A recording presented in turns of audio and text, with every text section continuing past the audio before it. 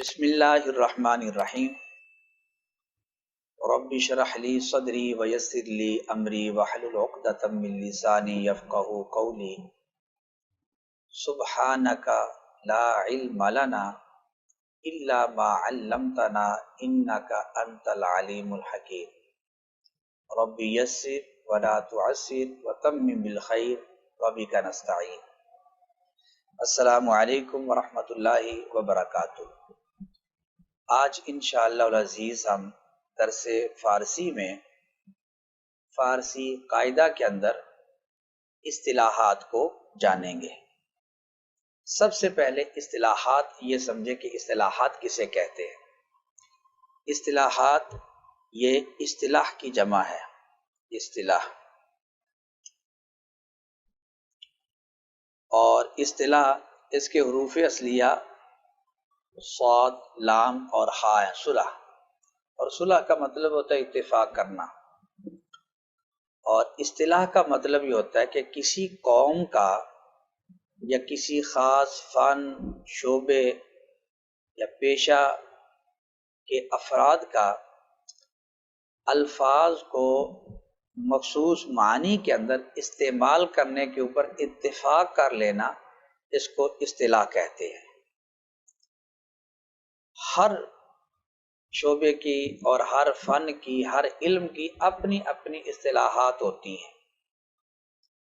جس طرح کہ ہمارے عرف کے اندر بھی اصطلاحات ہے۔ حجام ہیں تو ان کے اوزار اور ان کی اپنی اصطلاحات ہیں، جو راج کا کام کرنے والے، مستری، مکان بنانے والے، ان کی اپنی اصطلاحات ہیں۔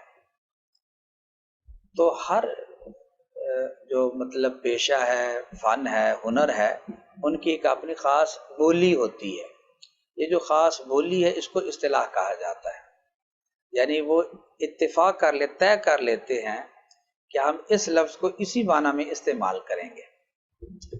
تو آج ہم اصطلاحات جانیں گے جو کہ فارسی کے اندر اور خاص طور پر فارسی قاعدہ کے اندر جو اصطلاحات آئیں گی کہ ان الفاظ کو کن معنی کے اندر استعمال کرنے کے اوپر اتفاق کیا گیا ہے۔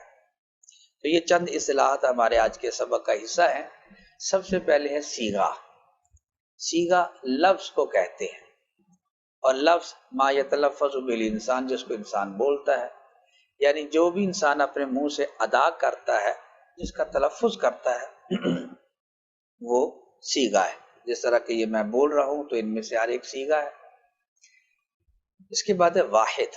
واحد کہتے ہیں ایک کو، جس طرح کہ مثلا کتاب یہ واحد ہے، اللہ یہ واحد ہے، موبائل یہ واحد ہے، قلم یہ واحد ہے۔ اور جمع، جمع کہتے ہیں ایک سے زیادہ کو، جو بھی ایک سے زیادہ ہے، مثلا 2 کتابیں یا 3 کتابیں، 2 قلم یا 3 قلم، تو ایک سے زائد کو جمع کہا جاتا ہے۔ عربی زبان میں واحد اور جمع کے درمیان ایک تثنیہ کا صیغہ بھی آتا ہے۔ تثنیہ کہتے ہیں جو 2 کو ظاہر کرے، 2 کے اوپر دلالت کرے، لیکن یہاں فارسی کے اندر واحد ہے اور جمع تثنیہ کا تصور نہیں پایا جاتا۔ اس کے بعد 3 اصطلاحات آ رہی ہیں، غائب، حاضر اور متکلم۔ غائب وہ ہے جو سامنے موجود نہیں ہے، اور حاضر وہ ہے جو آپ کے سامنے موجود ہے، اور متکلم جو بات کرنے والا ہے۔ مثلا مثال کے طور پر میں کہتا ہوں میرے سامنے مثلا ایک زید نامی شخص میرے سامنے موجود ہے، تو میں اس کو کہتا ہوں کہ یہ کتاب آپ خالد کو دے دیں، زید کو کہتا ہوں۔ تو میں بولنے والا جو ہوں، میں متکلم ہوں، اور میں نے جس سے کلام کی ہے یعنی کہ زید سے، وہ حاضر ہے جو میرے سامنے موجود ہے، اور جس کے بارے میں میں نے بات کی ہے کہ آپ خالد کو یہ کتاب دے دے تو وہ غائب ہے۔ غائب سامنے موجود نہ ہو جس کے بارے میں بات کی جائے، حاضر جس سے بات کی جائے، اور متکلم جو خود بات کرنے والا ہے۔ اس کے بعد ہے زمانہ۔ زمانہ وقت کو کہتے ہیں، اور زمانہ کی 3 قسمیں ہیں، ماضی، حال اور مستقبل۔ یہ 3 اقسام ہیں زمانہ کے، آگے ان میں سے ہر ایک کی تعریف کر رہے ہیں۔ ماضی کی تعریف کی کہ ماضی کہتے ہیں گزرے ہوئے زمانے کو، گزرا ہوا زمانہ، جس طرح کہ مثلا یہ میں جس زمانے میں بول رہا ہوں تو اس سے پہلے جو بھی زمانہ ہے وہ گزرا ہوا ہے، مثلا آپ کل لے لیں، اس سے پہلے والا دن، اس سے پہلے والا دن، تو یہ ماضی ہے۔ حال وہ زمانہ ہے جو موجودہ ہے، جس کے اندر اب آپ ہیں، یہ موجودہ، اور یہ آن ہوتی ہے بس حال، جس آن میں ہے وہ حال، بس گزر گئی تو ماضی، اور اگر ابھی نہیں آئی تو وہ ہے مستقبل۔ آنے والا زمانہ یہ مستقبل ہے، موجودہ زمانہ یہ حال ہے، اور جو زمانہ گزر گیا ہے وہ ماضی ہے۔ جو زمانہ ہم گزار چکے ہیں وہ ماضی، جس کے اندر اب ہم ہیں یہ ایک آن ہوتا ہے، بس یہ حال ہے، اور جو آنے والا ہے زمانہ یہ مستقبل ہے۔ اس کے بعد ہے فعل۔ فعل کام کو کہتے ہیں جس سے زمانہ ظاہر ہو، مثلا کھانا یہ ایک فعل ہے، تو اس کے اندر اگر کوئی زمانہ پایا جائے تو اس کو ہم فعل کہیں گے۔ مثلا آپ کہتے ہیں میں نے کھانا کھایا، تو یہ کھانا کھانا یہ ایک فعل ہے، اور اس سے ایک زمانہ ظاہر ہو رہا ہے، یعنی ماضی والا۔